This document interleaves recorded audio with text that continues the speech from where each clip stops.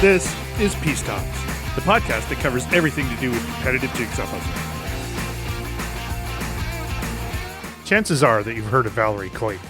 A competitive puzzler since 1999, she is a member of the iconic puzzling team Wicker Kittens and a standout personality in the movie of the same name.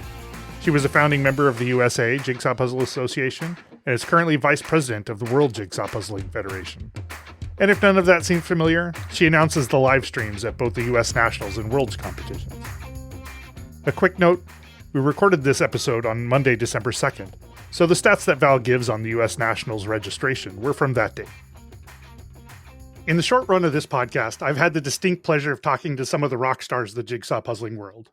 Today, however, is the first time I've gotten to talk to a legend. Valerie Coit, welcome to Peace Talks. Wow, a legend. Absolutely. that is quite the intro. I need to bring you around to like meetings with me to be my hype person before Absolutely. I I can get myself a big clock and wear it around my neck. I'm here for you.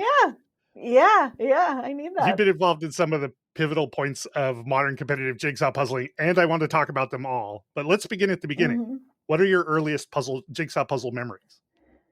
Well, I knew you were going to ask me this, and I was like, I'm really old. So I was like, I believe we were the same age. Like, you're old, Rob. I don't know if you know this. I am not old. You have a gray beard.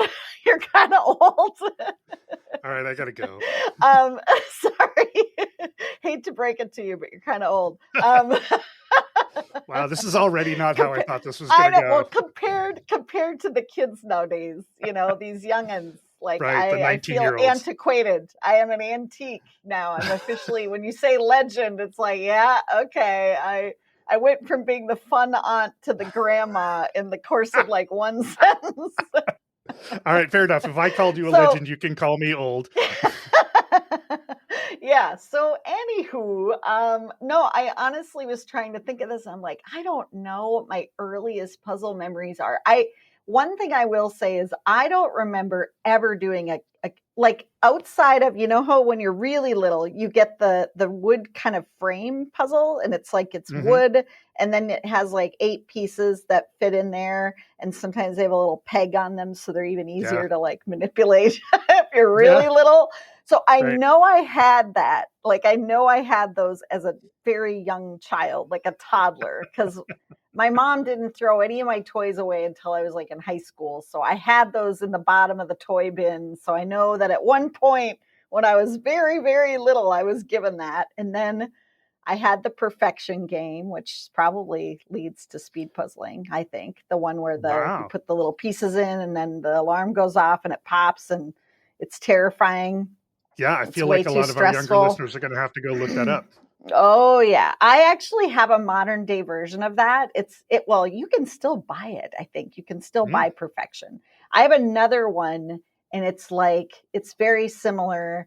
And it's timed and a little alarm goes off and it actually is more challenging. So it's kind of like for adults. And I've brought that to things and people start it and they're like, I hate this. This is so stressful.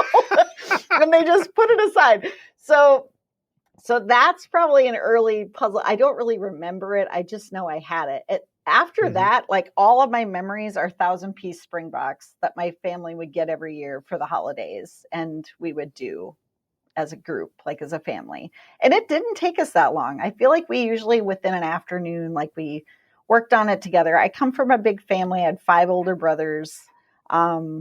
And so, yeah, we would all puzzle, when we had time. And we puzzled in the evening, sometimes just watching TV at the card table or something like that. But we weren't a family that had like a puzzle out all the time because we had a small house and 6 kids and 2 adults. And so there wasn't room for just a dedicated puzzle table. So if we puzzled, it was usually pretty intentional and we did it fairly quickly and we got it done within a day and then it got put away. All right, everybody, let's go. We're going to puzzle. Yeah. We're going to get it this we're going to do this. There's 6 of us or 8 of us. It'll get done, And so but we didn't buy like super hard ones or anything. Like all of the ones of my fondest Springbok early memories are like Muppets puzzles. And, I I remember, one that was just teddy bears, and it's so they were pretty easy. They weren't like the ones that you can get, from back in those days of like a solid color or something crazy like Oh that. Like yeah, or like a they were all dandelion pretty. field, or Yeah. It wasn't like that. It was usually pretty easy puzzles where we could tackle them in an evening or something like that. But they were always Springbok. Like that was just my dad's go-to, and he was usually the one who would buy it because he really liked them, and my mom liked them. So yeah, those are probably the things I started out on.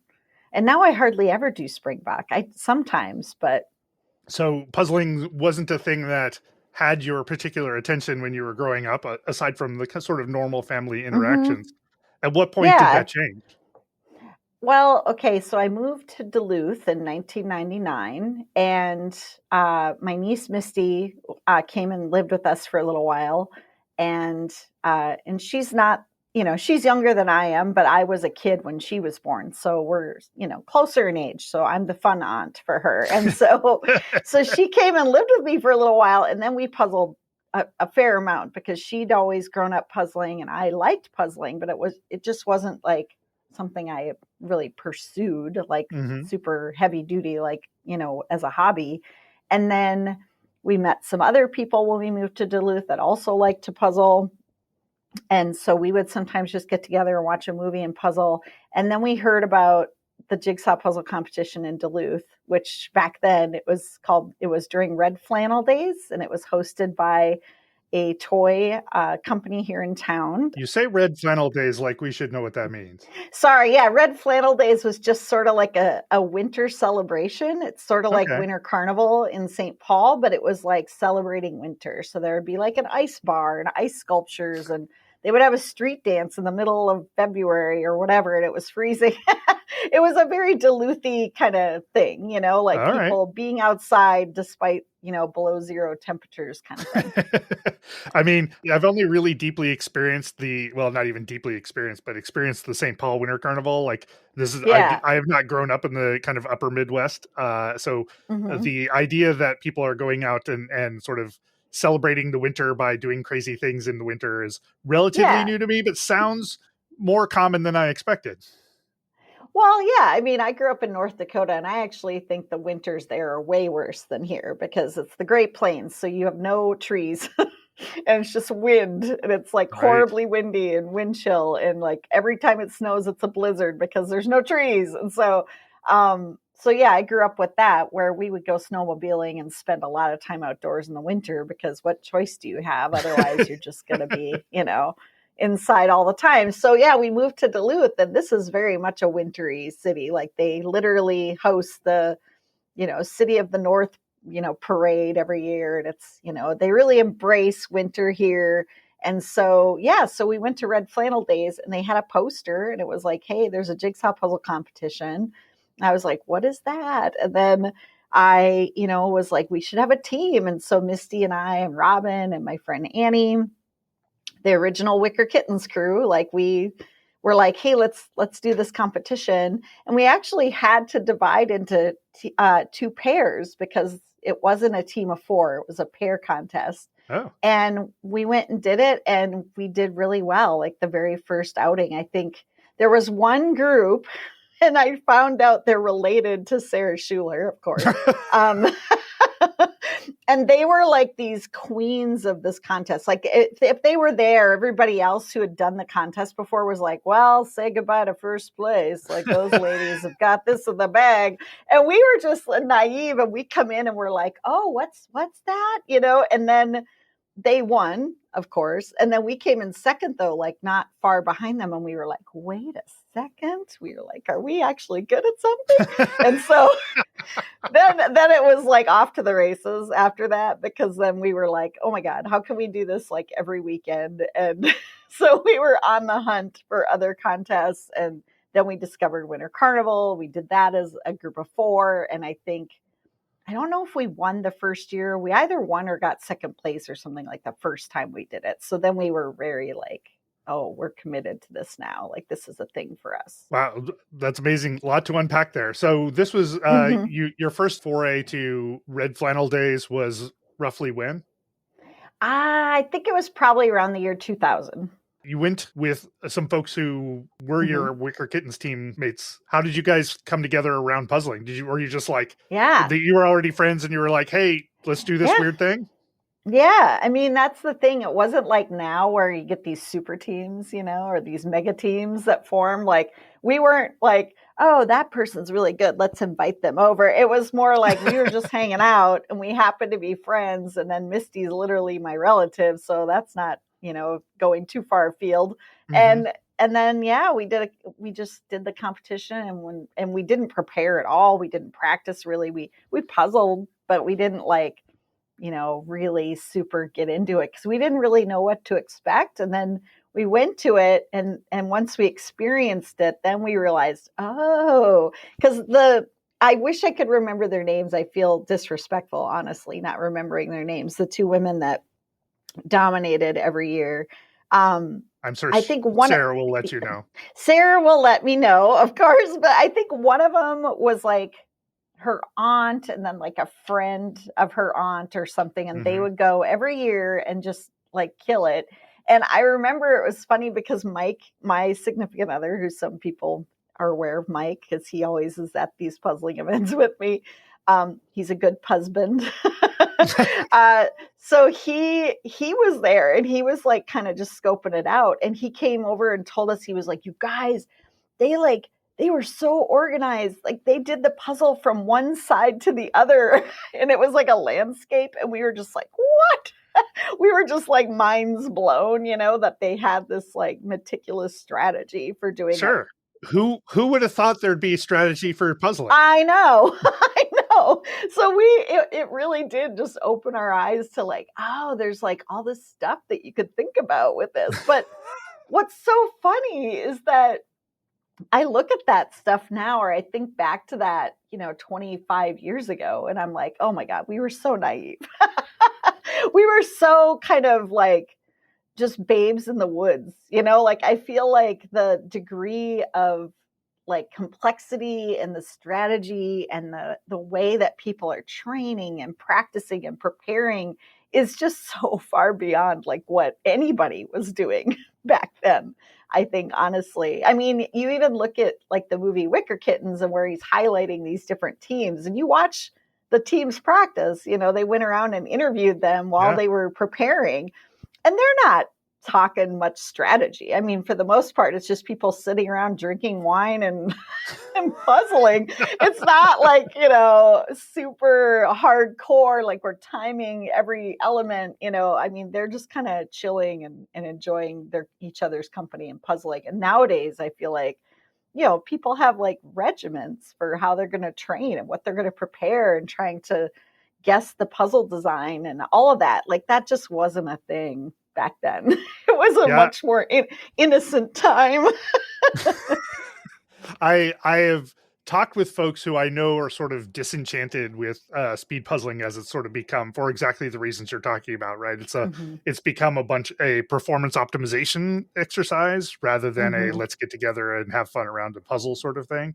So it cuts both ways. Like, people have gotten a lot better, a lot faster. There's people who can put together puzzles now in ridiculous times, but it is a different thing than the thing you would sit around and have a glass of wine around.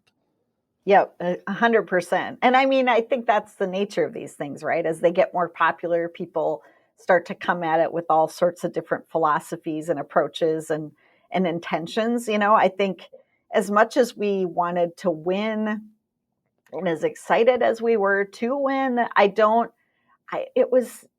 just felt different. I think we didn't take it very seriously, for one, but it also was a time when, like, you had one or two chances a year to compete and that was it. And now, people are working themselves up to like a worlds and a nationals and investing a significant amount of their time and money. And so it makes sense that people are taking it more seriously than we did back then. I mean, I have a funny story in that when we first started and we were so enthusiastic and we were just like, oh God, we just want to do puzzle contests, like where are there, like, why aren't there more of these? It was frustrating because you only had like Winter Carnival and then the one in Duluth. And that was like it. We would get like two chances a year. And somebody in our group was doing some sleuthing, and they were like, hey, there's this church in Mora, Minnesota, which is only about 45 minutes to an hour away from Duluth. It's not that far. And they were like, they're having a contest in the church basement, and it's for charity, but we should go and do it. And we were like, yeah, we were so excited, And so we got the team together. And at this point, I think Robin was living in the cities, so it was a little bit more coordination required, so she had to like drive up. And we meet there at Mora, and we get there, and it's like, it's literally just the people that go to this church. Like, there's no outsiders coming in to do this contest. And they're all looking at us like, who are these women who are here? I just imagine like looking at like an old timey church, like looking at the door on one end, and suddenly it bursts open, and the four of you walk in slow motion. And everybody sort of turns. It was exactly like that. Yeah. It was exactly like that. But no, I will say probably everybody did turn and look at us and be like, who are these women? Because they all knew each other. Like, there was not a single person there outside of us that didn't just go to that church. That wasn't like a congregation member. So we walk in, we're all excited. And, we get all ready at our table. We're standing. Of course, everybody else is sitting. They all have like chip bags and pops and, tea and coffee. And, they're all just like hanging out. And a lot of the teams had kids on them, which was like even worse. It was like, oh no, and we were already feeling slightly embarrassed. Like, this may not have been a good decision. And so they give out the puzzles, they start. And I think it was probably, a few minutes, and we're done flipping, and we've got the edge going, and somebody's walking by and just like, oh, like, look at what's going on here. And we were like, immediately we knew, oh, we are so out of place here. Like, these poor people. And I mean, I think we finished the puzzle in probably like a half hour. It was a very busy, puzzle. I think it was a shaped puzzle even. It was not something we even thought that we would be super fast at, but we finished it, and we get done and we yell done, and we're all excited. And then we look around, and it's like a lot of people haven't even finished the edge yet. And we're just like, oh no. You walked in amongst a bunch of people who are prepared for a mall walk, and you were Usain Bolt ready to sprint. Yeah. And we felt terrible. Like, people were just looking over, and it wasn't even like admiration. It was like, oh, like, it was like we've been humiliated. And we felt bad. And then they come over and they're like, well, here's the prize. And it was, like money or something. And then we felt bad because it was also like the entry fees were like going to a food shelf, like at the church. And then they like try to give us like a portion of the proceeds. And so we were just like, no, you keep the money. Like, we felt so bad that we were like, just keep the money, please. Like, we don't want the money. And we just were like, let's get out of here. Like, it was so kind of, we felt like interlopers. It was weird. But I mean, at the same time, we were like, man, we killed it. We were really good. I was going to ask, how much did all of this slow you down? And it sounds like maybe not at all. No, not at all. Like, we were excited, but then, I remember we all went to like this little small town cafe afterward, and we were sort of like happy because we felt like, oh wow, we really did well in that puzzle. But then we were still kind of mortified by the whole thing. And we just vowed, we were like, no more church basement contests, everyone. Like, nope, we're not doing that again. That felt kind of terrible. So yeah, it was a weird experience. So did all four of you caught the bug at the same time? Yeah, I would say so. I mean, we were I don't think if you looked at any of us, I think Annie played lacrosse, so she had some sports background. But I think that was it. I mean, Misty and I and Robin, we had never really played a sport, and so this was as close as it was going to get for us. And so we were just like, oh my God, you guys, we're good at something. Like, we were just so excited. Were you suddenly like, I see what all those sports people are talking about now? Yeah.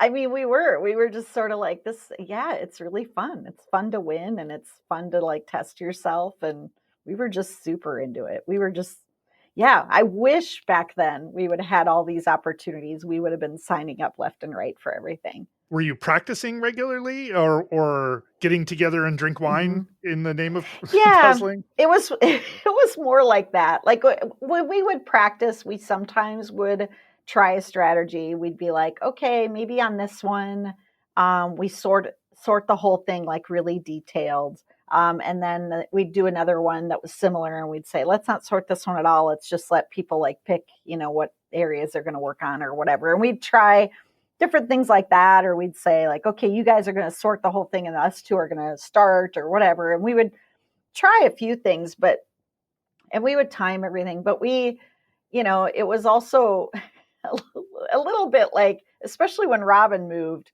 then when we would get together, it was really hard not to just want to visit and hang out and chat and that kind of stuff too. So I think intentions wise, we would go in and we'd have this big stack, but then the reality of it would be like, we'd maybe do one or two really like intentionally. And then after that, it would devolve into wine drinking and just puzzling. Yeah. Was this a whole day affair? Not really. I mean, people, at that time were having kids, Misty had kids, Robin had kids. So it'd be hard to get away for a whole day. So it was usually just a few hours. But then we also went through a phase where we were going to Winter Carnival every year and getting second behind the Mike Helen, Mark Geist, John Whitneben, Cynthia Smith group. And that was frustrating because they just every year they beat us and we were just like, God dang it. We were just coming in second. And so then we did, because we would practice quite hard the day before. Usually that was how it would work. We'd go down Friday, get together, practice all evening, and then go in Saturday morning and compete, and they would beat us. And it was just like, ah. So then at one point, I said, you guys, maybe we're kind of burning ourselves out on Friday because we're doing like 3,000 pieces in like a night. Maybe we should just not practice at all on Friday night and just come in totally fresh on Saturday. And I think the first time we did that, we won. And we were like, that's the key. We were like, no more practicing the night before. We have to be fresh. We can't be like tired or whatever. And so then we did that for a while. And then, I mean, now it's literally like, we'll still get together to do Winter Carnival or like maybe the autism contest. And we don't practice it all together ever. Like the only time we puzzle together is when we're doing a competition, pretty much. Still the same group of folks?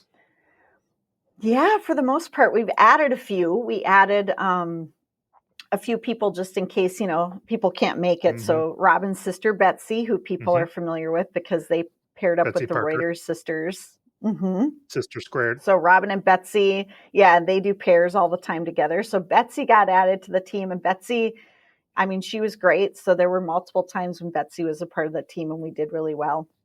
And then, my friend Mary, who I met here at UMD, University of Minnesota Duluth, where I work, she and I kind of bonded over puzzles, and that's how we became friends. And then I puzzled with her, and I'm thinking I'm fast, and then I puzzled with her, and she just like murdered me. And I was like, okay, well, you're on the team. So I was like, cool. Which actually, a funny story about that too. The first time I hung out, as an adult, it's hard to make friends, right? It's kind of weird. And we worked together. And one day I had to talk to her for like a work thing. She's a civil engineer and I'm a communicator at UMD, where I do science communications. And I had to like interview her for a story where she works on concrete. She's very cool. She's coming up with like, cool. Yeah, she like works on like trying to develop like sustainable concrete, because concrete generates a ton of CO2. I don't know if people are aware of that, but it's a big thing. So she's working on that. So I'm interviewing her. And while I'm interviewing her, we just start to like talk about random things. And I find out she's into puzzling. And then I tell her, oh, have you ever done a contest? And blah, blah. She's like, what? And then we very awkwardly are like, we should get together and puzzle sometime, but do you want to hang out? People. Yeah, it's kind of like that. I was like, do you want to hang out and like puzzle? And so we decided to do that. And she's just like, well, all this stuff about puzzles, so I'll let you pick a puzzle and bring it over. And I'm like, okay, cool. She thinks I'm like an authority because of the competition background. I mean, you're not an authority for all the things you're talking about being naive. You guys were doing things that are legit you would do when you're starting, like you were Yeah, trying new things and seeing how they work. yeah, And yeah. So anyway, I'm like, okay, cool. I am an authority. I'll bring over a puzzle like you've never done before. And I get this puzzle like a long time ago. I think it was Mark Geist gave me this puzzle. It was like a push puzzle. And I never really done a push puzzle. But I thought, well, this is cool. Push puzzles are basically there's no interlocking pieces. Push puzzles are just like oh, wavy edges or straight edges or whatever, and the edges align. And so you're forming the picture, but nothing's like locking into place. mm-hmm. Okay, so little tip for you, never do a push puzzle with another person. Terrible idea. So I bring over this push puzzle, dump it out. She's like, cool, I've never seen one of these. I'm like, yeah, isn't it cool? And then we start doing the puzzle. And literally, if anybody bumps it in the slightest, it just all goes apart. Wow. Is this a 500 piece or 1,000? How many pieces are in this puzzle? I don't even think it was 500. I think it was like 398 or, I was it was going one to of say, those, I was like, already weird overwhelmed numbers. at 500. Yeah. Oh, such a terrible idea. It just kept coming apart. Like we would kind of get it started together and then one of us would accidentally hit it when we'd go to put a piece in and it would just all move. And she was just like, what fresh hell have you brought to my house? Like it was I can't play anymore. It was like if it was a date, it would have been like the worst first date. My mom says I have to go. Yeah. I was just like, I'm so sorry. I'm so sorry I brought this into our lives. Because of course we're both like, we can do this. We can finish this puzzle. And then it was like the most miserable puzzling experience of all time. I assume that somebody had a backup, or was that the end of the day? No, I think we did something else. I don't even know if I'm pretty sure we finished it because I can't imagine us just giving up. But it was just horrifying. It was a terrible idea. That's the last time we did a push puzzle. Yeah. All right. I think I've only ever seen one of those, so I didn't know that there were a whole category of them. Oh yeah, you can get tons of these. I don't know. I think they were a big thing, early in puzzling, evolution. Like, yeah. That's the only ones I've seen are old, like really old. Yeah, there's a reason they don't make those anymore. They're not great. They're not fun. Not great. No. Well, we just have different sensibilities in the modern era. We want our puzzles to go together quickly and not have to, we've got other things to do. Yeah. Well, and not to mention, like, once you have it together, like that, I mean, you have to take it apart. Like, I can't imagine, like, it's not like you can do a pickup or you can, like, you just can't do anything with it. I mean, definitely probably can't glue something like that. Like, it was so sensitive to just. But I got to imagine putting it away is nice and simple. Yeah, it's very easy. Taking us back a little ways, when you guys were first getting into jigsaw puzzling, the very first thing you did was 2 pairs. Where was the first team? Was that at Winter Carnival? Yeah, I think Winter Carnival is probably the first time we did a team. And yeah, I mean, that was just amazing. And it's so crazy because that event, it has evolved, especially in the last couple of years since Cynthia kind of started running it, because she's approaching it less from a fundraising perspective and more of a professional puzzler kind of perspective. So it's changed a lot in the last few years, but there was a good, 15, 20 years there where it was just like the same. Like outside of the puzzle itself, which has gone through quite a few different iterations. Outside of that, I mean, it was always, usually it was there was a hotel downtown or the Landmark Center. For years and years, it's been at the Landmark Center. And then Cynthia changed it last year to the Union Depot and really upped the quality of the event in terms of the tables and the lighting and the number of participants. And so she's just really running with it and making it a really amazing event. I mean, it was always a great event. It's definitely gone up in terms of, I would say, the quality of the event itself. And in terms of offering more just divisions, so now this year for the first time it's a 2-day event. Individuals can participate as well as family teams and then also pairs and teams. So she's really expanding that event out and making it amazing. And yeah, so that's exciting. But for years and years, it was just like, you get there in the morning, you stand in line to get your table or whatever, and then go run Get your in there. table's And understating it, right? Like yeah, get your table was a big part of it. the more competitive parts of that particular competition Yeah. is the table Yeah, acquisition. it was. Yeah, table acquisition was a big deal. There was a time when they assigned tables, and boy, we did not like that because that No. just kind of took some of the fun out of it from our Yeah, perspective. describe for people who haven't been there how one gets a table. Yeah, so it used to be, and it still is now with Cynthia at the helm, where they prep the space, and then they have a kind of a separate area where you're lining up to register, and then once you've signed in, then there's another area that you line up to kind of get into the space, and then they open the doors, and everybody kind of floods in and just runs to like get the table of their choosing. And it used to be a bigger deal at the Landmark Center because there was a skylight. There were windows on one end of the venue. So depending on what your jam is, if you like to have window light, or if you want the skylight, or if you want, artificial light just right above you, like a spotlight, there's that option at the Landmark. So depending on kind of what you wanted, and also tables, the tables were all different. I was going to say the tables Landmark. had a very different quality to them.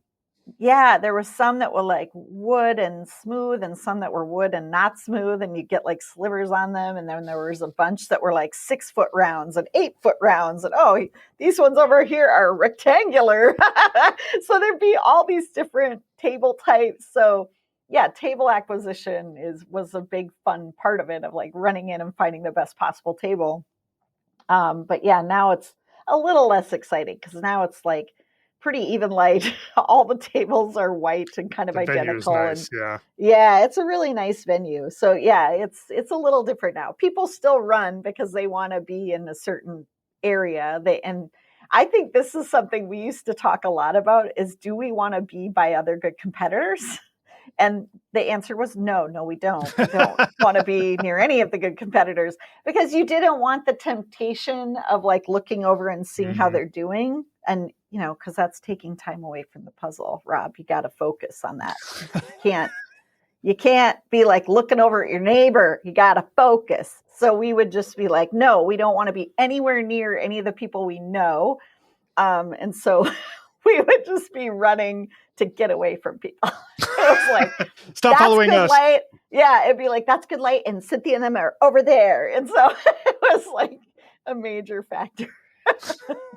I have taken away from, listening to you talk about puzzling over the years, that your team, Wicker Kittens, we haven't I don't know if we officially established that. And I want to get back to where that name came from. Like, you've talked periodically about having sets of rules, or at least specific rules that you're like, we don't do this, we do this. So like, how did those come about? And can you share some of those with us? Oh, yes. I love sharing these rules. I share them on the live streams sometimes when I talk about this kind of stuff. For us, it wasn't, I don't want to sound, like I'm dictating, like this is how it's got to be done, because, and you've talked about this a lot on your podcast, everybody kind of has their own way of doing things.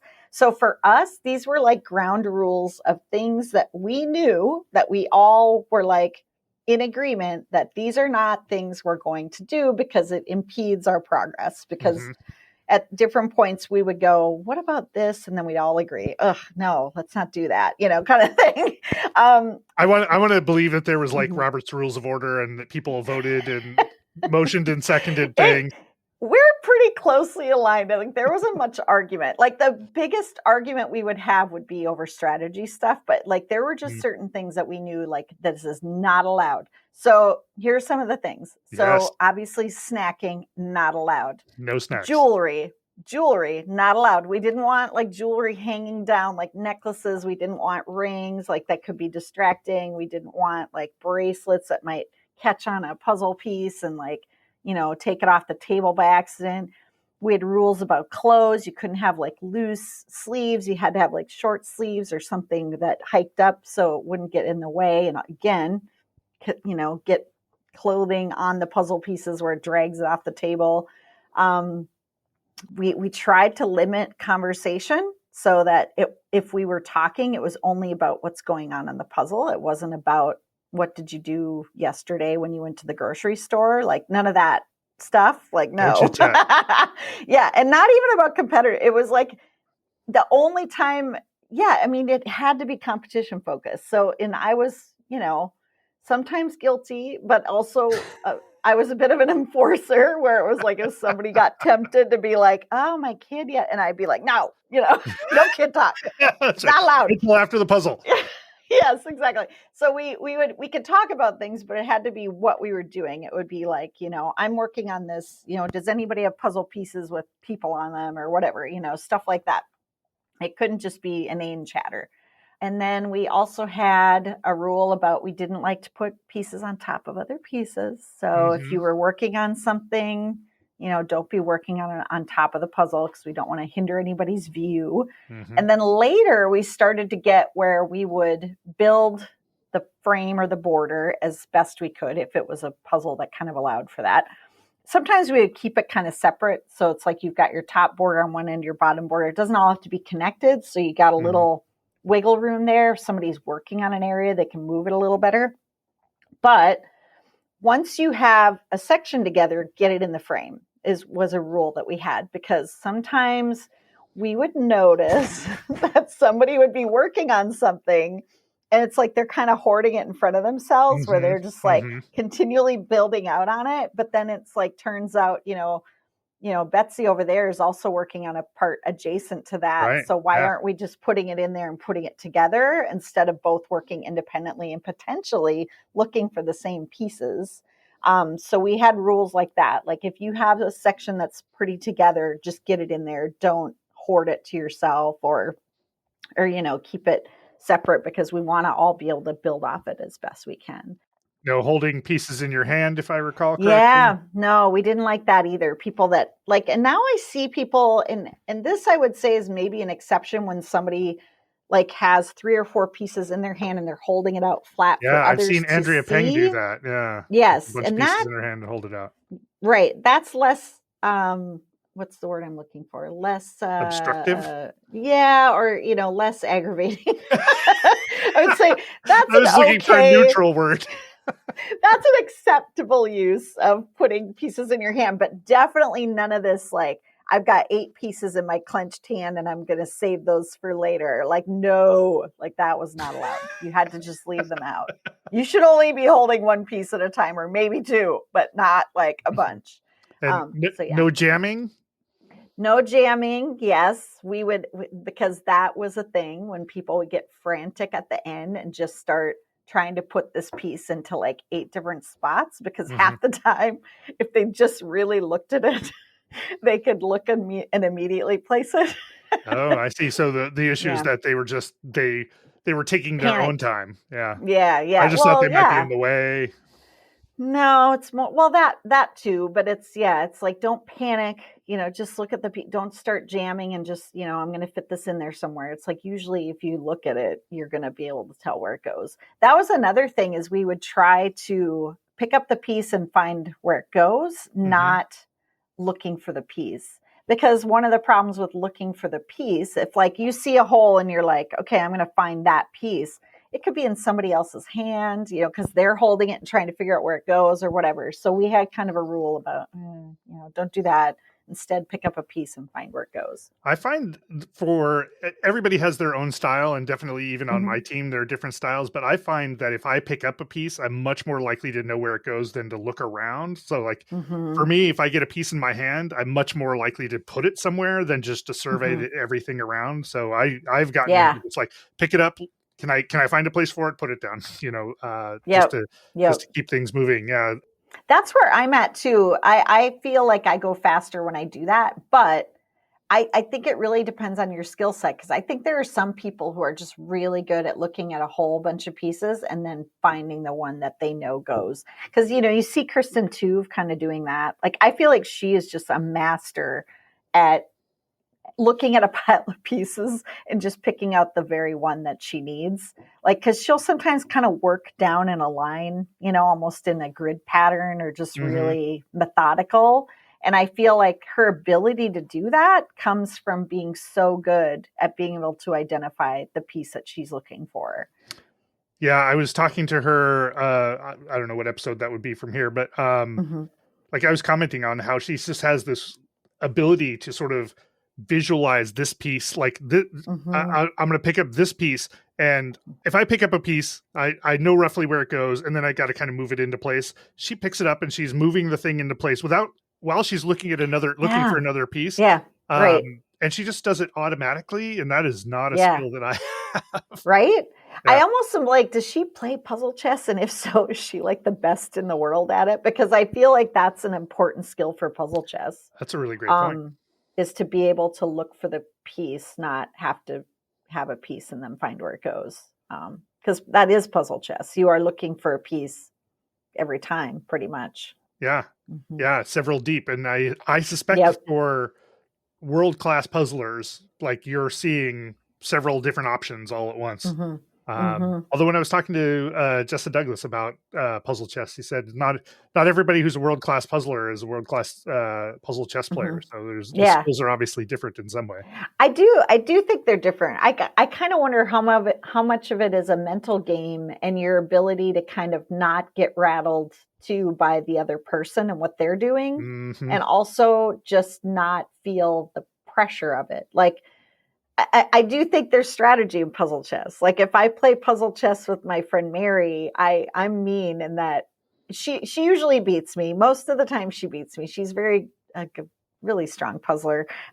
But I like to do the thing where if she's like clearly got an area that she's like in, then I immediately start doing that area, and that really annoys the shit out of her. So I kind of tend to go for that, like just messing with the other person in a way, or trying to throw them off a little bit by Hmm. constantly changing. Because even if I'm sitting over here and I'm working on this corner that's like got a lot of black or gray or whatever it is, and then she's got this bright orange flower down in the other corner. Even if I kind of know, like, okay, I know where like three of these gray things go. The minute I see her working on that orange flower, I'm going to shift gears and be like, oh, you're working on that? Oh, okay, here you go. I'll start doing that too. And she's always like, but we don't play puzzle chess very much because, like I said, she usually beats me anyway. So, but I do like to mess with her a little bit. How did all right, I'm gonna skip way ahead and then we're gonna skip way Hmm. back. Yeah, So yeah. US Jigsaw Puzzle Association, you guys put on so you're a member of the board, founding member of the board.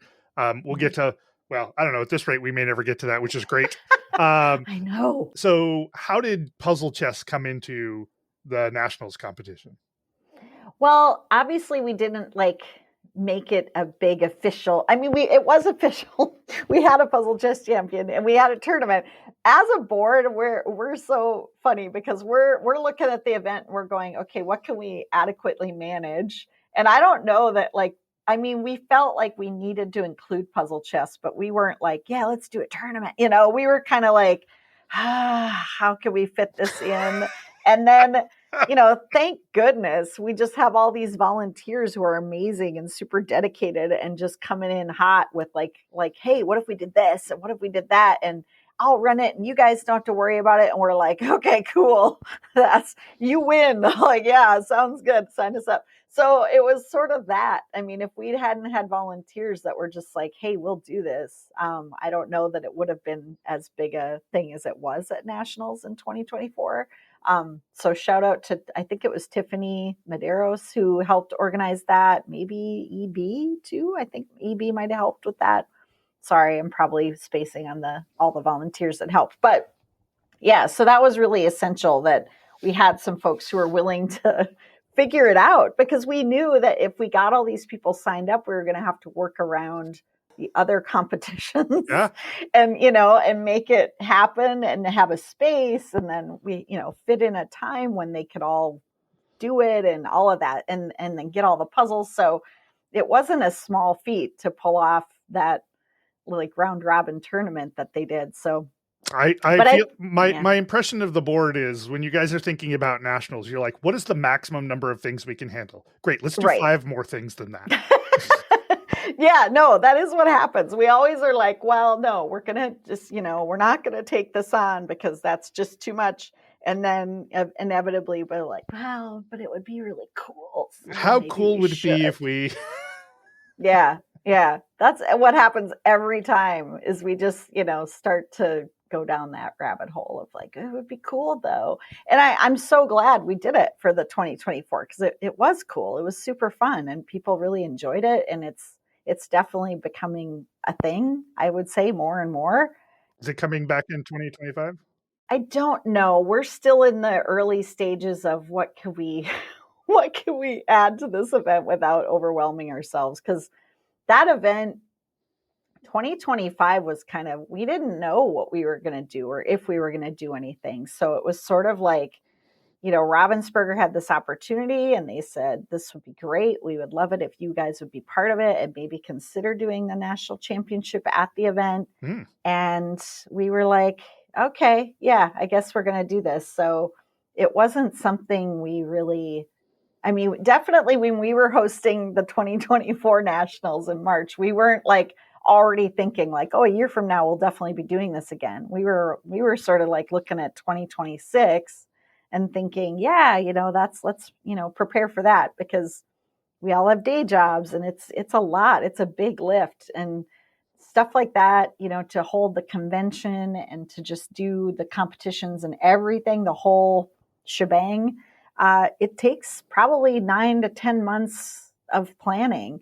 And when you get done with an event like that and you've spent the last, many months just poring over everything and having hours and hours and hours of meetings every week, you kind of need a break. And so when we got done, we were like, we can't just dive into another event like this. Like, we need time. And there's a lot involved with the USA Jigsaw Puzzle Association. We have other programming that we're doing too. We're not just focused on nationals because we do want the community to grow. Like, our mission is threefold. It's not just about competition. Like, we do want to also give people opportunities to share their love of jigsaw puzzling and to connect with other puzzlers. So we try to keep that whole scope in mind and not just be focused on the speed puzzling aspect, but that just, it all takes work, right? So. Right. I'm not going to get distracted in here. I'm going to take us all the way back. So Wicker Kittens, where did that name come from?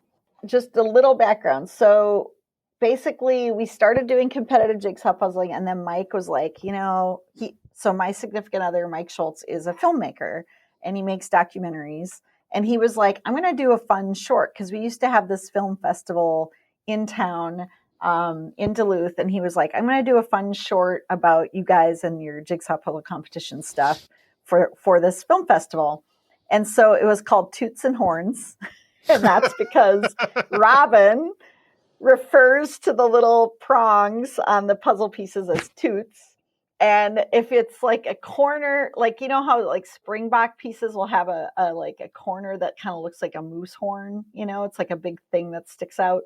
Okay. She called those horns because it looks like a horn, a moose horn kind of. And so she was referring to stuff like that. And we thought that was really funny. And so then he named the film Toots and Horns.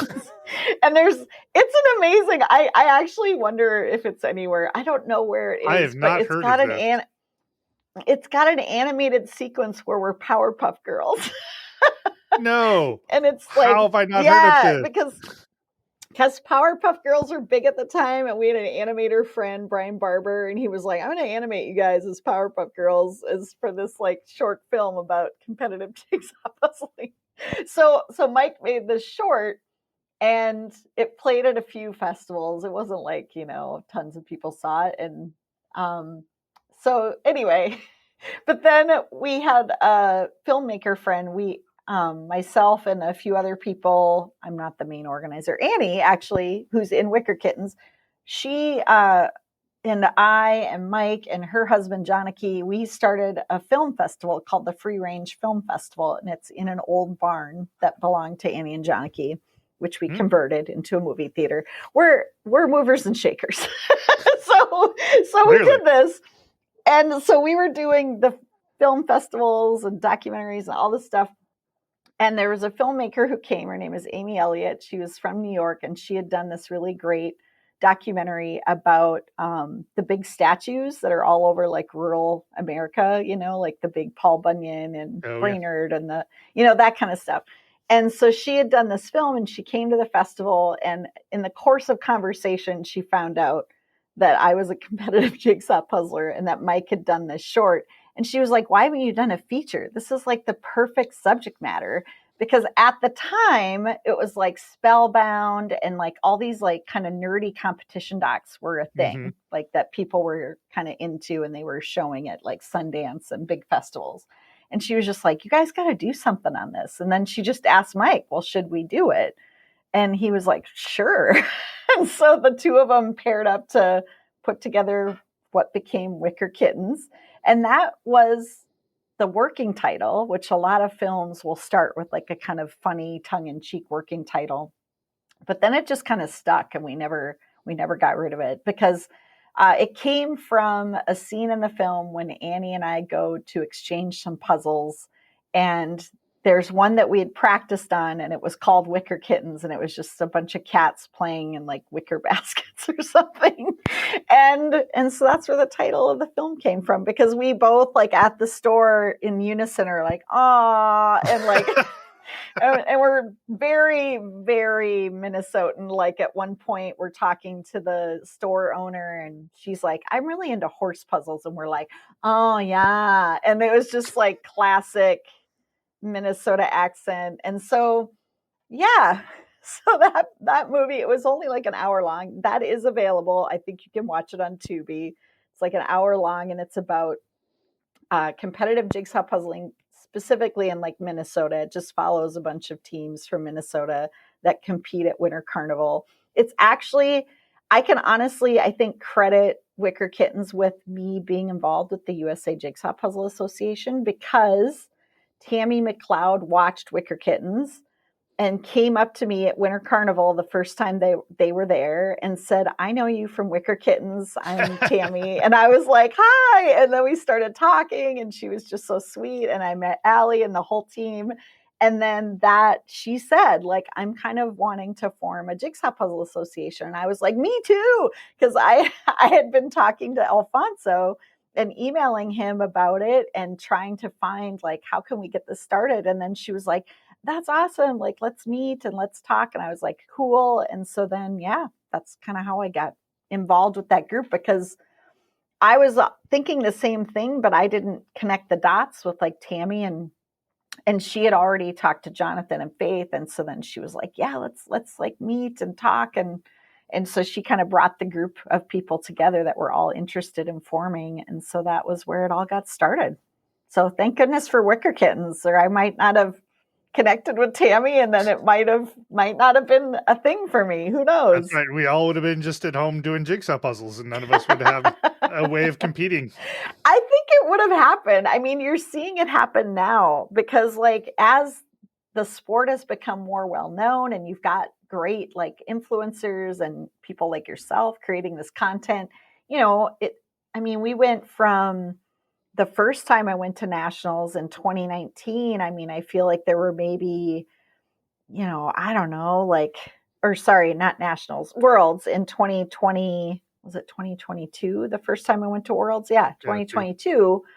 The USA JPA had gotten started, and there was a tiny WhatsApp thread with maybe 4 or 5 other international like Jigsaw Puzzle Association people. And now there's a thread and there's like 28 people on it. And it's this booming international community. So I feel like it would have happened for the US. It was inevitable. It was bound to happen. I'm just grateful I got to be a part of it. Yeah, I was just thinking about the string of events that led to me even doing this podcast or me becoming interested in it. And it was like, you were already doing stuff. You saw Worlds. You signed up for that. You guys started in the process of going to Worlds. My understanding is that the USA JPA was born. Then you guys opened a competition, and I want to say 2022 as well, right? It's the October. That was our first nationals. Yep. And my wife and I learned about it in September, and we were like, we're going to that. And immediately after, I was like, I'm starting a podcast for this. I didn't start it right Yeah. away for reasons. But like, that's Mhm. the people doing things that lead inevitably to the next thing and to the next thing, to the next thing. Yep. It's interesting. You've watched jigsaw puzzling change pretty substantially, I imagine, from the, Mhm. 25, you said, years from Mhm. beginning to end. What are some of the things that you've noticed that have changed? Obviously, things have become more competitive. People are spending more time, Mhm. but what about Mhm. like fan involvement and other kind of external components to it? Yeah. I mean, I think, well, one, just the influencer sphere and just the sort of amount of content creation. I know I talked about this on the live stream at Worlds this year because, the first year I did the live stream in 2023, I came in and I had done, what preparation I felt like I could do, right? Like I had looked at the results that Alfonso had on his website, which at that time, I think there were maybe 4 or 5 countries that were having championships that I could kind of look at their data. And you compare that 2023, the first year I did the World's live stream, to 2024, and that amount of stuff that I could find and that I could consume that were jigsaw puzzle, like just speed related, not all of jigsaw, but just speed, was incredible. Like I just felt like I could consume nothing but speed puzzling content 24 hours a day, and I wouldn't have been able to, get it all in before, months before. And I had started, listening to podcasts and listening to um, YouTube, going on and finding all these YouTube content creators. And not all of them are doing speed in particular, but a lot of folks that are well known in the speed puzzling kind of sphere are YouTube content creators, Donna Hmm. Louise and Jeanette and Amelia, and there's just all these folks that are creating great content. So yeah, I think it's just exploded. I mean, there's just so much more out there to find. And it's great too, because I feel like there's niches as well. Like, I love that Rosa from The puzzle podcast. the Puzzle Podcast. Yeah, I was like, almost said Peace Talks. That's you.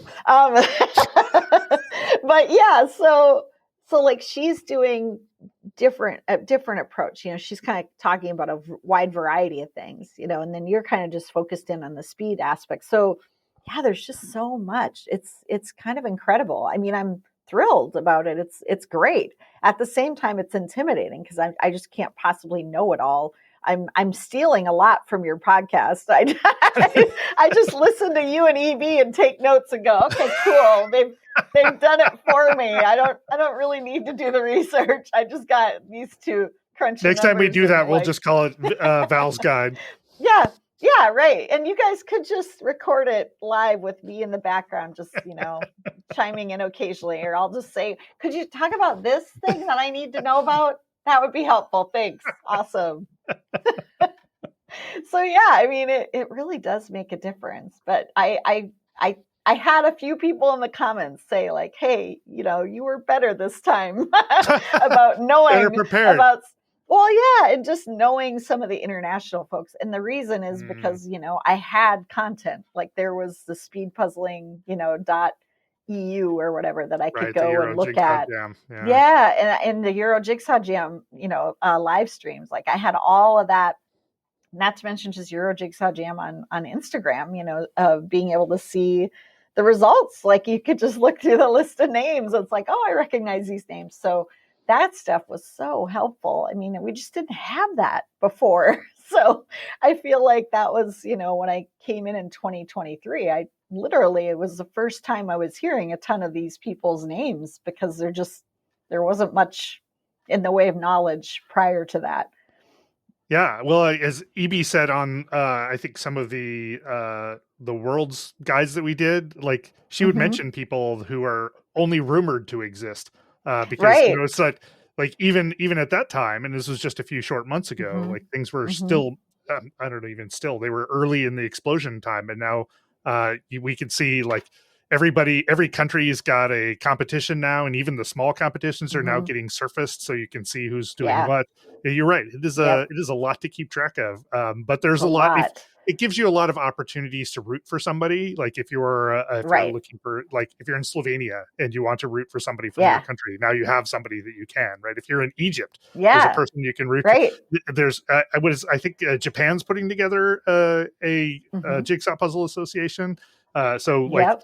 at least by country, there are all kinds of things, and so you can Mhm. find a person whose story inspires you, and sort of follow them. And I love that there's just this whole component of jigsaw puzzling, which is an area that brings together a whole bunch of people who maybe didn't Mhm. previously have an obvious community. Like I'm sure everybody has their Mhm. community, but like you see friends get fast formed. You see like people have like this common thing that maybe they didn't know anybody else even did, or that they did, and they come and find the community, and they find that the jigsaw puzzling community, as I'm always talking about, is amazing. It's just Mhm. kind, supportive. It's once you touch it in some way, it's easy to sort of get drugged in, because there's a lot of interesting things that are going on that can attract your attention, whatever your attention is interested in. Yeah. Oh, for sure. I do think that it's amazing to look back on things and, and you hear people's stories of like, yeah, I came to nationals for the first time and met all these people. And now we travel together. We're like best friends. It's like so cool. I mean, I think that's probably the most rewarding aspect of all of it is just the friendships that have formed in the community. And, I joke all the time with Faith and Allie. I'm like, I'm just doing this because of you now, right? Like, because I mean, and Heather and Becca too, obviously. But yeah, it's like, we're such good friends that I can't imagine not having the USA JPA in my life because it sort of is like, it's our connection. I mean, obviously we would still be friends if I wasn't doing it. We're all still friends with Tammy, but you aren't seeing them, every week or, and talking every day like you. I mean, I miss Tammy because we would talk all the time, and now it's like, I see her at events and I'm so excited when we do get to see each other, but yeah, you become really close with these folks because you're spending a lot of hours together, um, and it's fun. I mean, that's the whole point of it. I am constantly reminding the board, this is supposed to be fun, everybody. It's Don't forget. yay! Don't forget, it's fun, right? We're still having fun. Once you guys have taken on your 12th too many things, I can imagine it stops feeling like fun for a while. The good news is that you get to see everybody else have fun, so that's got to be sort of refreshing. I will say it is still fun. I wouldn't be doing it, I don't think, if it wasn't still fun. But I mean, there are moments where it's stressful or you're just like, okay, I have to get this stuff done. And you're spending many, many hours outside of your day job just trying to get things prepared and done. And, like we when we launched registration, a week and a half ago, we all got on a Zoom for that morning and to just watch it go live because I think one, we were all stressed out, like, what if something goes wrong? But also because we just kind of wanted to share in that moment. And I think just like spend time together where we're just kind of like going, cool, look at what's happening. And we were so excited when, 12 o'clock hit and all of a sudden it was just like we got 250 emails of like, hey, people have signed up. So that was cool. And it's fun to have those moments together. But yeah, I mean, it is really about each other and our friendships and it's fun now getting to know Beck and Heather way better. And I'm sure we try to get together once a year for what we call like our annual meeting. We just started that last year. We should have probably started it a long time ago, but we were like, yeah, we should probably, try to get together once a year to just like get through the massive like agenda of things we got to decide as a group. And so this weekend we're having we're not all able to get together, but we're going to meet over Zoom, and then a few of us are going to get together in person where it makes sense and it's easy to travel or whatever. So I'm excited. So we're going to have a whole weekend of board business where we're going to plan everything out for nationals and then try to focus on all the other stuff that we want to do as a board. Will So there be yeah. puzzling? I mean, hopefully, I don't know. We always go in with such grand plans though, and we bring all these puzzles and then we never get to it. Like the last time though, it was like we had an assignment. So last time we had our annual board meeting, it was in December, and we had nationals coming up in March. And we had gotten so much guff from people about putting the 1,000-piece puzzle in the pairs final and having only half of a table. So we made it like part of the business, and that we brought in the table that fit the specs. We divided it in half, and like I think it was Faith and I, or no, Tammy and I worked on one end, and Faith and Allie worked on the other. And we were like, let's see if this is doable. And so then Tammy and I decided quickly, like, we're going to do trays. And Allie and Faith are like, we're going to not do trays and see how this goes. Because we wanted to be able to say, hey, we did it and we experienced it, and we know what, helped and what didn't. And we discovered quite quickly it was doable. Like it's not great. It's not the ideal situation, but you can do a 1,000-piece puzzle on a half a table with no trays, actually. So that made us feel a little better. we were like, you're steeled for some inevitable backlash. I have to yeah. imagine. Oh yeah. We knew. And I mean, it came out on the live stream, it wasn't our fault. And that we had told Ravensburger we wanted a 500-piece puzzle for that division. And then they hired Demelsa to do the art for that particular division and for that puzzle. And then she turned in this absolutely gorgeous, super detailed image that they were like, we can't put this on a 500. Like, we have to make this 1,000-piece now. And then they just told us, they were like, so it's going to be 1,000. And we were like, what? Because we were like, no, that's not going to work. And they were just like, oh, that's what you're getting. So unless you can add another division to the contest, which, you can't, because we don't have more space, and we can't split it and then have, a group do it and then another group do it, and then you combine results, because people will have seen the image, and that's not fair. So we were like, okay, I guess this is what we're doing then. So we just blamed Demelsa, and we talked about it on the live stream. We were like, it's all your fault. How much warning did you get? I mean, no warning. It was just prior, like we knew well in advance of the competition, because we had adjusted the rules and we announced to people. We were like, hey, look, this thing happened. We have a small change. You're going to be doing a 1,000-piece puzzle on a half of a table, and, got some unhappy folks, but I mean, what were we going to do, right? And we couldn't at the time say, well, Demelsa turned in this really beautiful, detailed image. So we just had to be like, we want more people to advance into the final round. So we just kind of had to be like, that's what our story is, and we're sticking to it. And then, it came out at the event, because by then it didn't matter. We could talk about the image and all that good stuff. But yeah, it was sort of like, oh, how's this going to go? So that was the one time we did a puzzle that whole weekend, is to test ourselves and to see if that would work.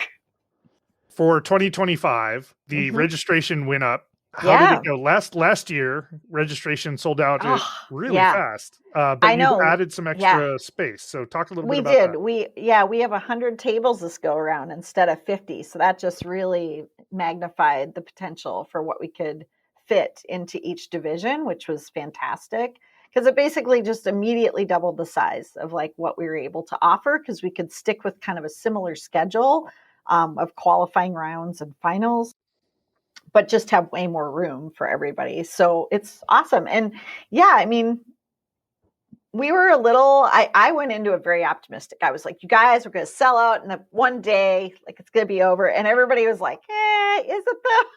Allie's always the most last year was pessimistic. Was it 48 hours? Yeah, it was 48 hours. I mean, teams was 2 hours, and then the whole thing was like 48 hours. But teams, I mean, that was just a weird thing, because we literally, in the first year we did nationals, we could not fill up the teams division.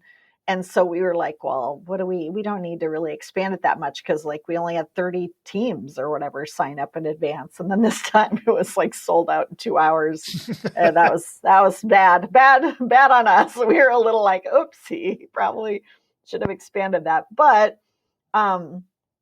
this time it's, let's see, I pulled it up to kind of see where we're at. We still have stuff available. So it'll go up this weekend. Where on Sunday at noon, people who are not USA JPA members will have access to registering and getting signed up.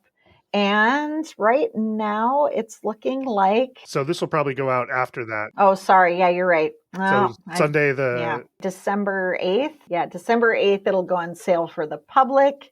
And I believe, AwesomeCon is kind of excited about the prospect of there being spots still available, because then they can kind of notify all the people that have bought tickets for AwesomeCon, like, hey, check this out. Here's an event you could participate in. I mean, they've already, I think, let people know that if you wanted to become a member, and then you could get signed up for this, but not everybody's like, yeah, I want to go all in. For a lot of folks, if they're new, it's a big enough deal to just sign up for it, much less like join an association and everything else. So yeah, I'm excited about the prospect that we'll probably have some folks that are new to jigsaw puzzle competitions that'll get an opportunity to try it out. Yeah. But right now, I would say, let's see, it's looking like in each of the divisions, we've got about anywhere from, 60 to 80 tickets remaining. So, so there's space still. There's quite a bit of space there. So that means within the individuals, we have about 80 spots, pairs about 80 spots, and then teams, there's like 60 spots. So, and how many total spots are there? For the individuals, we have room for 600 individuals to participate. Okay. And then we have room for 400 pairs. So 800 competitors total in the pairs division. And then we have 200 teams spots available. So 800. And that was actually a big source of debate for us, is do we do 800 across the board? So 800 people can do teams, 800 people can do pairs, 800 people can do individuals. But as we've discovered, as you organize these things, there's a lot of folks that just don't want to do the individual, that find the whole prospect pretty intimidating and are like, yeah, no, thank you. I think they look at the time limit and they see an hour and a half and they're just like, I can't do a puzzle in an hour and a half, so I'm probably not going to do that. So we kept that slightly less at 600, and I think that was the right decision. It's bearing out that it kind of is on par with where the others are at. Interesting. I think that changes, though, over the course of time, because I think if you look at Worlds, it's almost the opposite problem, because a lot of people travel to Worlds and they're not with a group. They're traveling on their own. So they're signing up for individuals first, and then hopefully, finding a pair or finding a teammate or something, and then signing up for those later, it seems like. So correct me if I'm wrong, you can't participate in nationals or choose not to, because you will know what the puzzle is. You don't participate in Worlds because you're announcing, and also you're on the board of Worlds, correct? Yes. Yeah. So you don't get an opportunity to compete in the large scale competitions. Do you miss it? No. I think if I wasn't live streaming, then yes. But I will say, I mean, live streaming is my absolute favorite thing. Like if you ask me, like, what do I want to be doing at any time, at any point in time, I'm going to say live streaming with DR and Healy and arguing about the strategy on a puzzle. I mean, that is like my favorite thing. And yeah, it's so much fun. So for me, like, no, I'm never jealous of the puzzlers when I'm live streaming. Like, that is just my jam. I love it so much. It's so much fun.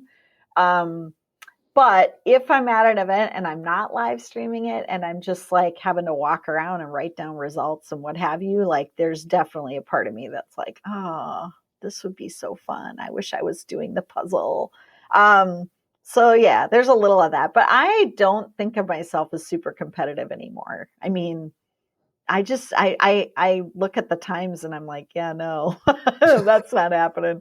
Like it's gotten so crazy fast. And I mean, not to say that we weren't fast. I think that it's different, right? Because like sometimes I get a little sad if I'm like, oh yeah, our team doesn't really win anymore, because we still compete and sometimes we do okay. Like, we've still placed in like the Autism Society contests that we do. And I think the closest we've gotten recently, like St. Paul Winter Carnival, I think it was like 3 years ago. I think we got like 4th or 5th or something. But The only thing I cared about at that was beating my fellow board members, and we did. So I was like, so that was all I cared about. That was my last hurrah. And then after that, I'm like, yeah, now we're probably never going to win. It's fine. But like, Robin and Betsy are very fast. They're doing their thing. And they're, they still kill it and get in there and win sometimes. But yeah, I don't get an opportunity to practice that much anymore. And I feel like I've slowed down. I can tell. I feel like I'm not as, I think it's the eyesight thing. Like I have to wear cheaters all the time now. And I'm just like, I don't think I'm as fast as I used to be for sure. You'd think all of that watching, I would like pick up something and I would get even faster, but no, I'm not as fast as I used to be for sure. Yeah, every time I talk to or watch anything Jigsaw Puzzle, I get immediately inspired, and then I go try and do a puzzle, and I'm like, oh right, I'm only this good. That's right. Yes, I know exactly what you're talking about. Like I came home from Worlds and I had all of the individual puzzles, like from the different qualifying divisions. That's one perk is I get to take the puzzles home with me and I get to like pick through them. I took them almost all of them home the first time I was the commentator, and then this last time I got more selective because I didn't want to carry a giant box around Spain with me for another week. So I was like, okay, I'm going to give some of these away and just take the ones I'm really invested in. But yeah, I sat down to do a bunch of them, and it was like a struggle to just get done in the time limit. It was like, I'm not touching like these, 40-minute times. Like, no, just not going to happen for me anymore. Right. Sub 30 minutes. Yeah. And I would look at the puzzle and I'd be like, oh yeah, I can get this one done in under an hour. And then it's like hour 12. And I'm just like, I had that mad about it earlier this week. I was watching my wife put together a puzzle. Like she was doing some practice for Winter Carnival. And I was like, oh, that seems like such a fun puzzle to do. I'm going to do that. And then she finished it and I'm like, I'm going to kill this puzzle. And then like several hours later, I'm like, this puzzle twists are tough. They are tough. I am not a good speed puzzler with puzzle twist. And I mean, that's after many years of competing at Winter Carnival and doing well as a team. But like as an individual, like, oh no, that is not my thing for doing those as an individual at all. Yuck. I love puzzle twist puzzles. And as a team event, they're great. I feel like so much of the artwork really leans well into what works well for a team. Because, he doesn't tend to do like the super busy. He'll have some that are pretty busy. But there's a lot that are pretty manageable in terms of like, as a team, it's easy to divide and conquer a little bit. Mm-hmm.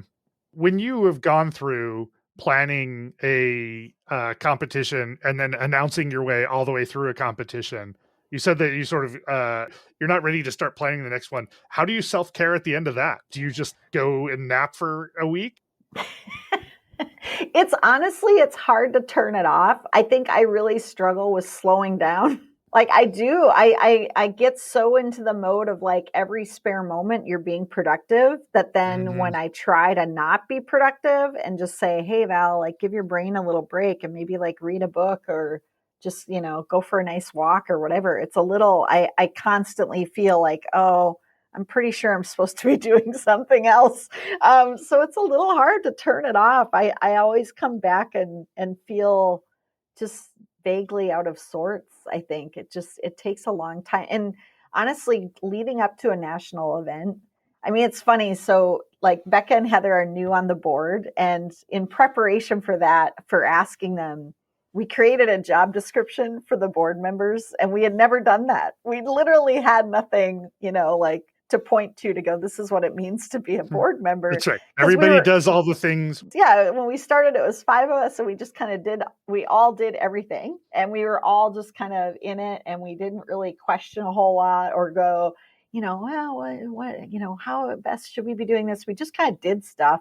And then when we realized like, okay, we need to bring on new people. It can't just be, Tammy retired and then it can't just be the 3 of us, Allie and Faith and I, like we have to have more help. And we knew Becca and Heather were awesome because they'd been volunteering and doing all this stuff already. And we were like, we got to ask them. But we were like, how do we ask them? We want them to say yes. But we But you want them to also, know. Yeah. yeah, but we also want them to know what they're signing up for. We don't, because it is more than volunteering. Like they had already been volunteering and really putting in a lot of work, but this, we knew this was a major level up. And so we put together this job description and it was like discouraging. It was like, be prepared for potentially multiple hours long meetings a week. You know, it was like you might have a meeting with Ravensburger on Friday and a meeting with the board on Tuesday and a meeting with the hotel logistics people on Wednesday. And then maybe on Sunday, we might have to just quick connect. You know, it was, you You're have to really be selling kind of it. prepared. Yeah, I know, right? Like, doesn't it sound great? It's amazing. Everybody should want to do this. So yeah, we had to be honest about like you are going to be on Discord probably every day, like where we're getting messages from each other and have questions or just, you know, are checking in on things. So we were pretty like, and you don't get to compete and you don't get a bunch of free stuff. Like it's sort of, yeah, it's just like, why does anybody want to do this? But so we put it all together and we shared it with them and then they were like, oh my God, yes, sign me up, you know? So it's awesome. Awesome. I mean, they knew what they were getting into This and sounds like now we're in exactly it. the kind of pain I want to endure. Well, I will say Heather and Becca are incredibly efficient. So maybe from their perspective, it's like, this is doable. What are you guys whining about? Maybe.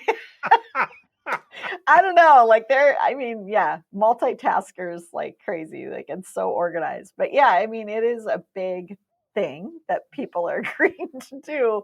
But you know, we love it. And I don't want to sound like I'm whinging all day about like, oh, it's so hard. I mean, it's awesome. I mean, the community's great. And I mean, you're putting in work, Rob. You're doing lots of work. So everybody has their thing. And on some level, it's like, it's not a job necessarily, but it's effort, right? You're putting in the time. Yeah, pick your passion and dive in. Yeah. I would rather be doing this than Karen trying to edit those worlds videos. I'm like, no, no, thank you. As a person who has to Honestly, edit very small things, the magnitude of things yeah, that she is doing is just so it's intimidating. But you know, incredible. Yeah. she didn't start there. You know, No, she I mean, and started yeah, worked her way up to it. right, right. She's basically making a full length documentary, She like really three of is. them. Like it's insane. I so admire the effort that she puts into that. Right. But similarly for you, you didn't start off doing worlds. You started off doing Hmm. were you involved in the Duluth competition? Yeah, so I did, yeah, inevitably, and I joke about this all the time too. Like, there's a life cycle for puzzlers, and it starts with like casual puzzling, and then you become a competitor, and then inevitably you organize, because you're like, I want more events. So how can I make? Oh shoot, I'm gonna have to organize it. Oh, okay, great. So I feel like that happens for everybody who's really passionate about it, and so yeah, eventually the Duluth contest ended. It was so sad, but the toy store that was doing it just decided to, like, I think they had space issues or they couldn't get the Mm-hmm. space anymore and they were like, we're not going to do it. And I like went into the store one day and just was like, so can I do it? can I host can I host the derby? Because they had the name. They called it the Duluth Puzzle Derby.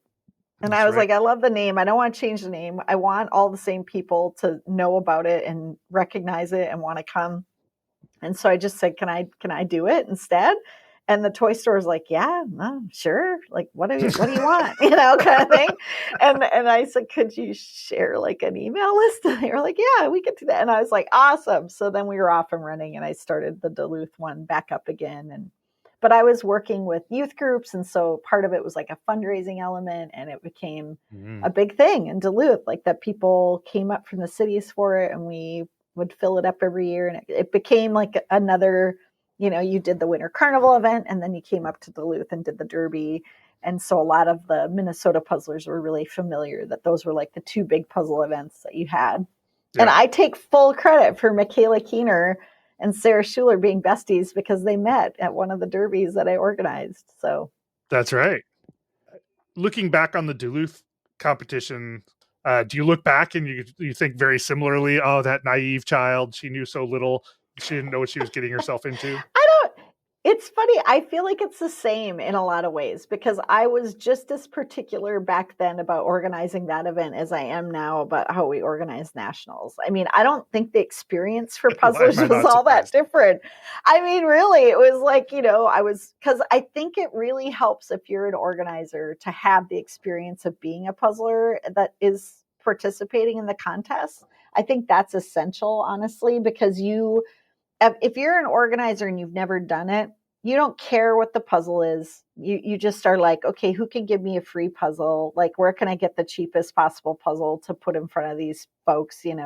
Um, because they don't even understand like that there's different levels of quality and that different images might not work so great for a puzzle contest, Yes. or Yes. so there's things like that, or they don't understand like the limitations of certain like seating or tables or lighting and things like that. I mean, I've been to a lot of competitions over the years, and a lot of them are like, oh, there's some bar that's doing this for fun. And then I get there and I'm like, oh no, it's like bar lighting with like no added light, Yeah.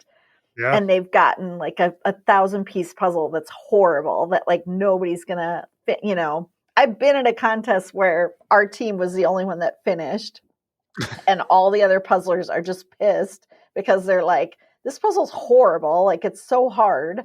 And then now, like, with the added like humiliation of there was another team that actually finished it and we're not even close, it's sort of like, ugh. And so you don't want that, right? You want everybody to finish and have a sense of accomplishment and enjoy themselves and be high-fiving each other and not sitting there being like, oh, we're abject failures.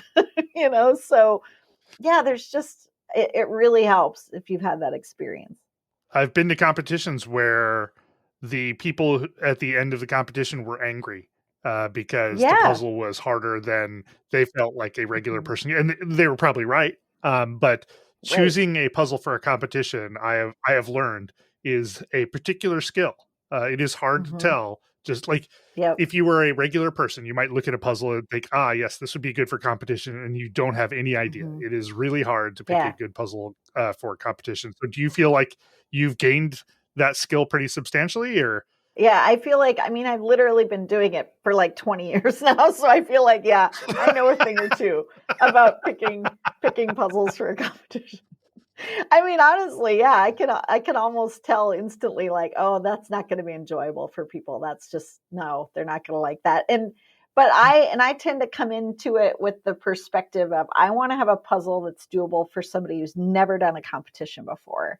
And because if it's Mhm. somebody who's never done a competition before and they're going to have a good time doing it, then a speed puzzler is going to have a good time doing it because it's going to feel easy. It's not that it should feel easy. I do think sometimes you want to challenge people and you want to like make them work for it. I was gonna say, what about nationals, Right, right. finals? Yeah, But I think in like especially like qualifying rounds and stuff, you want people to have a good time and not feel stuck or just feel like, oh, that was kind of a slog. You want them to have fun with it. And so I think that that's important to be thinking that way. And there are times when, as a board, we're looking at stuff and I tend to be the nope, too hard. And I mean, all of the puzzlers on the board are really good puzzlers. So like Becca can look at it and be like, that's not hard. And I'm like, yeah, Becca, because you're crazy and like you're that's right. incredibly good and you're a freak of nature and like how good you are at things that are hard. So of course you don't think that's hard. So That's right. Send them to me. usually, I'll tell you if it's yeah, hard. exactly. Like usually we all pretty much agree, and it's not like Ravensburger's like giving us crazy options. Like, what about this? Like they're not, but They don't come at you with the crypt puzzle. right. Yeah. One of the most fun conversations I've ever had around that is the first year. So in 2023 in 2022 at Worlds, it was the first time I went to Worlds and I did the team competition with the infamous New York Skyline nighttime 1,500-piece puzzle. That was just an absolute destroyer.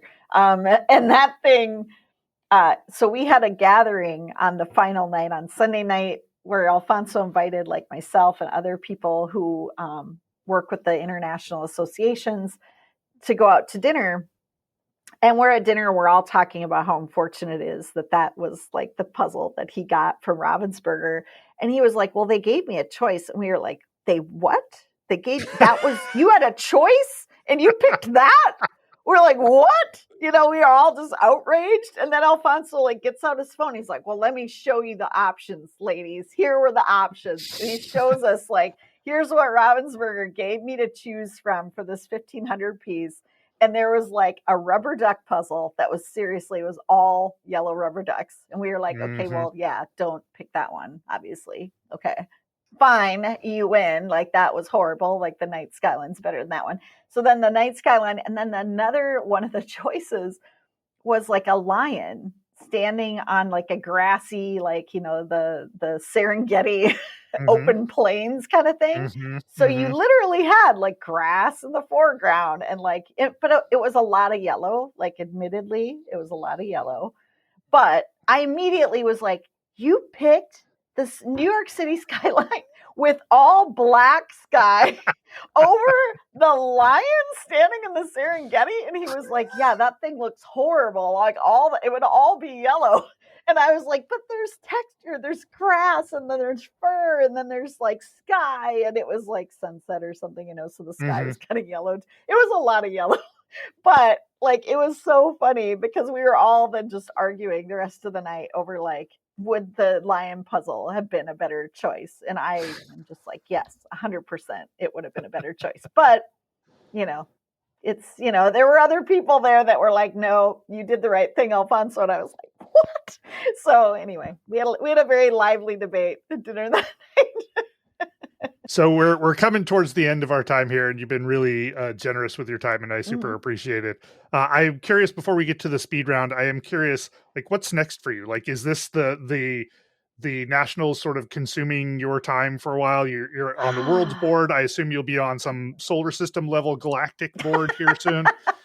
Yes, if only. I don't know. I mean, I think there's a lot to still come, you know, like I'm excited about the potential. I think that with all these international groups forming and starting to communicate with each other, come up with ideas, I think there are going to be a lot of new potential options and things out there for puzzlers from all over the place. I mean, I would love to, you know, I'll just put the plug in right here for somebody to just sponsor me to like go to all of these international competitions. Like that would be cool. Or to live stream them all. I would love to do that. On the tour, yeah. Yeah, right. Just like send me on tour. I'll just go around to all these. I mean, that would be the dream. But at the same time, I'm like, well, I do have to pay bills. And so I don't know, even if I got free travel, I don't know how this would work.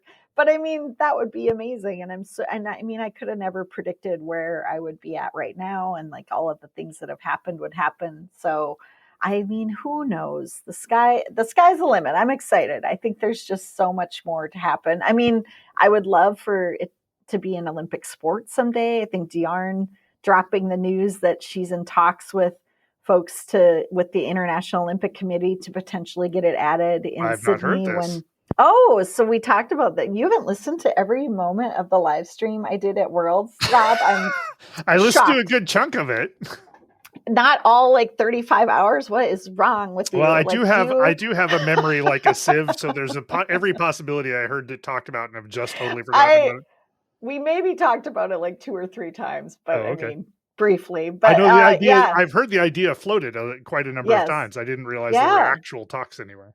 There are actual talks. So Diarne Healy, the president of the Australian Jigsaw Puzzle Association, she has been in talks with the Olympic Committee because the Summer Olympics are going to be in Sydney, I think in 2028, or maybe it's even later than that. Don't quote me on that. I'd have to look it up. But so she's hoping that she can make something happen there to getting jigsaw puzzling into the Summer Olympics, which starts a whole other debate because I would argue that jigsaw speed puzzling should be in the Winter Olympics. It's a wintertime sport. So I've had this debate on live streams. Oh, you have? Well, yeah. you don't call it a sport, Rob, so we're not even going to go there. I heard your whole thing. Well, it depends. It needs some custom apparel, like a hat. Well, that's what you claim. That's what I claim. Custom apparel. It needs some kind of custom apparel. I don't know. I highly disagree. I mean, we've been in Sports Illustrated, Rob. I think that's the first qualifier there. It's been in Sports Illustrated twice because it was in there when they did coverage of a championship ages ago. I think the article is still online somewhere where people can find it, where they profiled the world champion or the US champion in the 90s. And then they did a review of Wicker Kittens as a sports film. And so I've been in Sports Illustrated, Rob, for speed puzzling. So it's a sport. So there's no way for me to argue that. All right. On that note, let's head to the speed round. Yes. All right. Ready? Mm-hmm. Gradients, pattern, or fur? Gradients. Illustration or photo? Illustration. Jumble or landscape? Jumble. Wood or cardboard? Wood. Individuals, pairs, or teams? Teams. Virtual or in person? Oh, in person. Ribbon cut or random cut? Oh, this is a tough one for me. I know I'm supposed to be quick with my answer because it used to be random cut, but I'm finding myself being more of a ribbon cut girly these days. Yeah, why? I think just because of how many Ravensburgers I do, and I used to be like Springbok all the way, and then in Puzzle Twist because I just did a ton of those in competition. But now because Ravensburger is our sponsor, and I just do so many more Ravensburgers. So if I just really want to chill and just zone out, that's my choice nowadays. I just like it. I feel like it's just sort of relaxed and easy. So that's my jam lately. Fair enough. 300, 500, or 1,000? 500. Current favorite brand? Probably it's always, Liberty, probably Liberty puzzles, the wooden puzzles. Yeah. Wooden puzzles, yeah. They're just so pleasurable. Almost all the wooden puzzles I love. I have Wentworth and Artifact and Liberty. And I just really enjoy those quite a bit. But Liberty's probably the one that I end up purchasing the most. I like the smell. Yes, I love the smell of a laser cut wooden puzzle. Yeah, it smells so good, and then their artwork too just really kind of suits my preference. Do you have a favorite puzzle?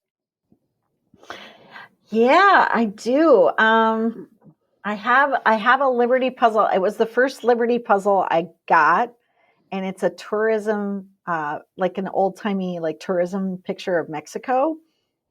And that's probably the one I've done the most. And if people, invite me to a party, I'm the lady who shows up with the jigsaw puzzle. But not that I don't want to socialize, but I do. I am a little bit I really have a hard time just not doing something. I think that's why I'm geared well towards having a 40-hour-a-week job and doing USA JPA on top of it, because I have a hard time relaxing and not multitasking. So if I go to a party and I can do a puzzle, I'm just oh, this is the best thing ever, because it's immediate comfort.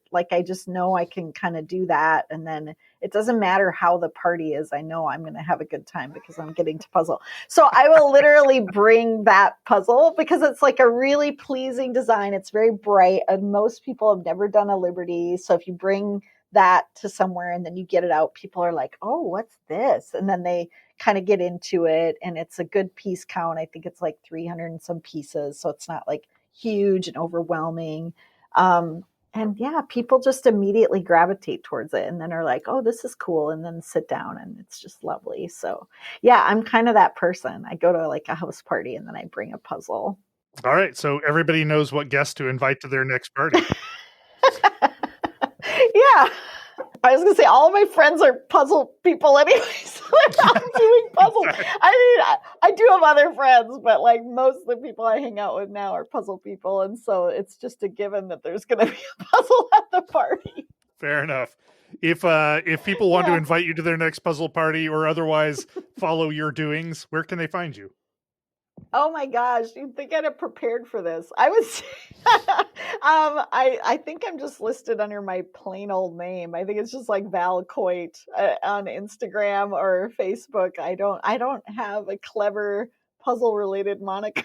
The number of people who've told me like, Val, you should have a puzzle influencer thing, like you do the live streams and blah blah, and I'm like, yeah, I'll get right on that. And then it's no, I never take the time to do that. I probably should. I would say if you want to find me, go to YouTube and watch 100 and some hours of Jigsaw Puzzle commentary. Yeah, and relish in every moment of it. I think I've told you this in the past, but watching you do the live stream is a great joy, in my opinion. You know so much. You talk in depth about all kinds of things. Insightful. I appreciate it. I appreciate that. Thank you. You bet. This has been everything I had hoped it would be. Val Coit, thank you for joining Peace Talks. Yes, this was so fun. Thanks so much for having me. Thanks for listening to Peace Talks. You can follow the podcast on Instagram at peace_talks, and you can send email to peacetalkscast@gmail.com.